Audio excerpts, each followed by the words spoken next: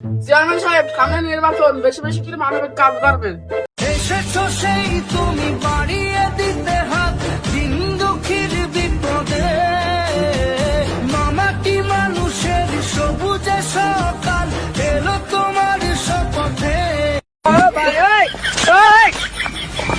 কি করে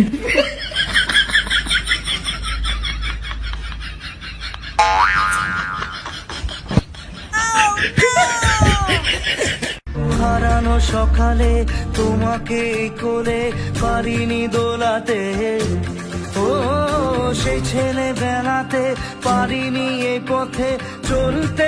কি করে